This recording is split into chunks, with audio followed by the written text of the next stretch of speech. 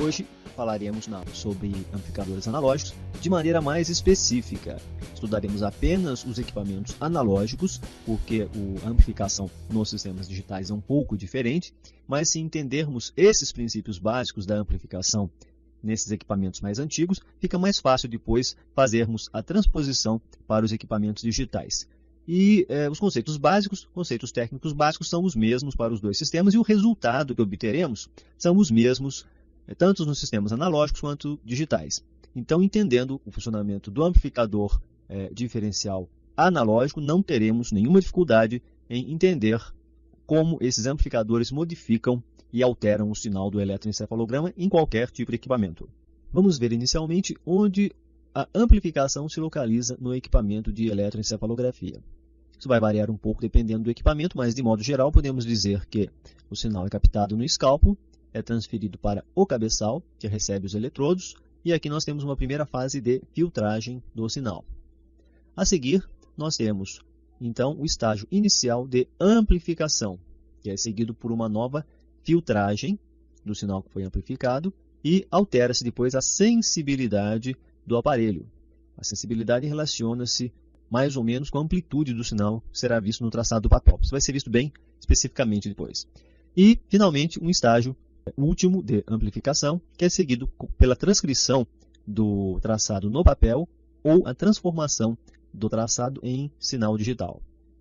Vamos entender agora como se processou o desenvolvimento dos amplificadores para que fosse possível a sua utilização no eletroencefalograma.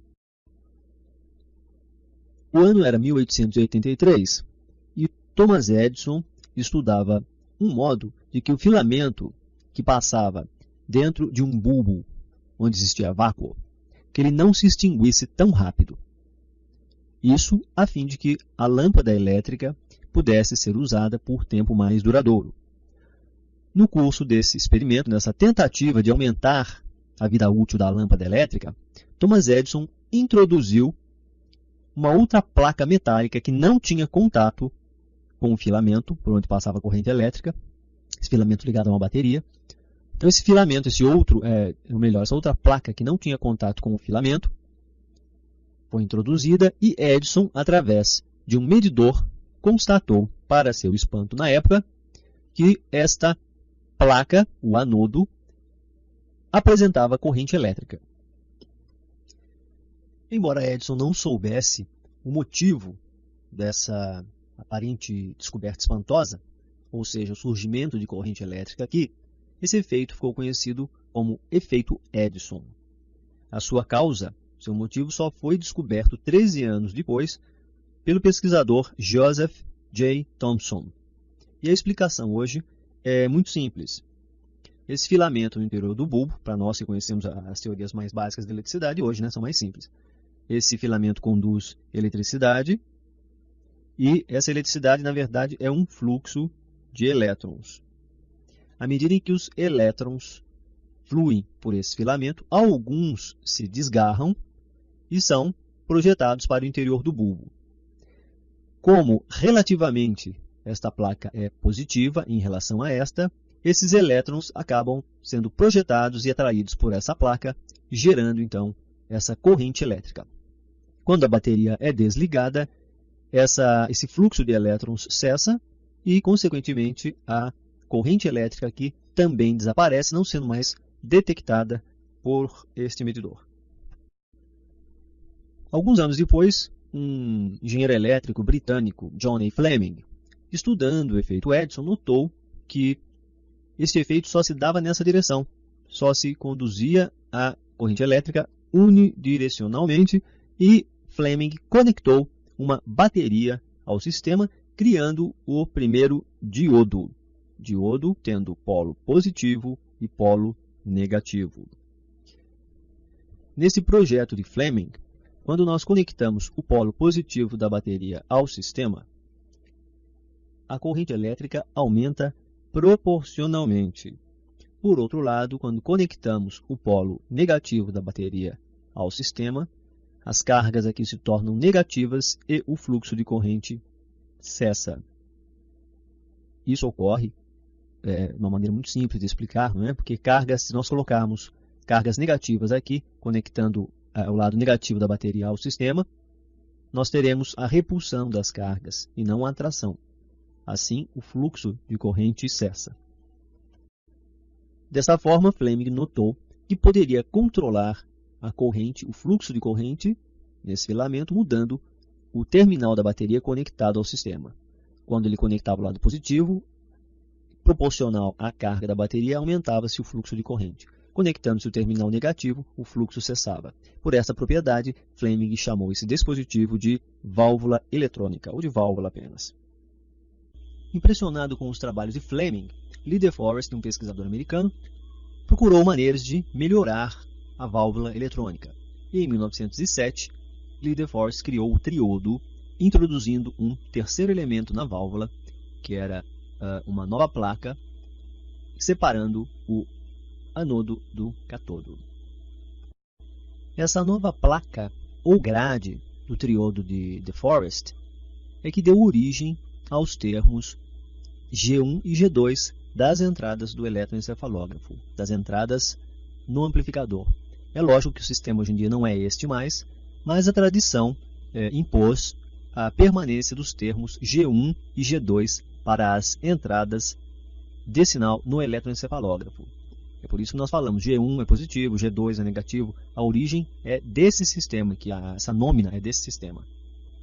Bem, mas voltando à nossa discussão, então, sobre a válvula eletrônica, De Forest descobriu que aplicando uma voltagem aqui na grade, ele poderia modificar a corrente que aparecia aqui no restante do sistema.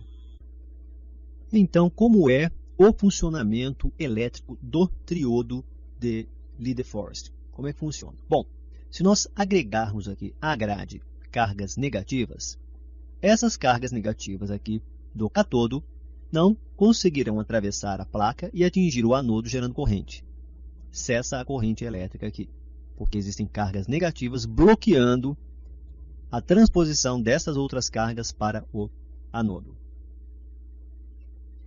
À medida em que diminuímos a quantidade de cargas negativas, diminuímos a voltagem negativa aqui na grade, algumas cargas conseguem passar do catodo para o anodo, gerando uma pequena corrente. Se invertermos a carga, se mudarmos a carga da grade para positiva, essa positividade terá uma atividade propulsora, fazendo com que mais cargas negativas passem para o anodo, aumentando então a corrente elétrica que transita pelo sistema. Sim, tudo bem, muito bonito, você pode perguntar, mas o que é que isso tem a ver com eletroencefalografia, com eletroencefalograma? Bem, o sinal que nós captamos no eletroencefalograma, o sinal da atividade elétrica cerebral, o chamado potencial de campo que é captado no escalpo, é de uma amplitude muito pequena. E esse sinal tem que ser amplificado de alguma forma. E isso é feito, então, através do uso dos amplificadores. Aqui nós temos uma válvula amplificadora primitiva, é um protótipo de uma válvula amplificadora, que, em relação ao triodo de Lee De Forest, apresenta apenas uma ligeira modificação que nós vamos mostrar agora qual é. Então, para lembrarmos aqui o triodo de De Forest que acabamos de ver, o anodo, o catodo e a grade, ou grid. E aqui nós temos o amplificador. A diferença está na existência dessa resistência aumentada aqui. Nós temos as entradas e nós temos as saídas do amplificador. Aqui nós temos uma voltagem de entrada e aqui nós teremos uma voltagem de saída. Como nós sabemos pela lei de Ohm que a voltagem é igual a corrente vezes a resistência, à medida em que aumentarmos a corrente aqui na saída do aparato, ou aumentarmos a resistência, aumentando-se corrente ou resistência, teremos um aumento na voltagem de saída. Esta voltagem de saída é semelhante à voltagem de entrada, tem a mesma morfologia da voltagem de entrada, entretanto, ela está amplificada devido às propriedades da lei de Ohm.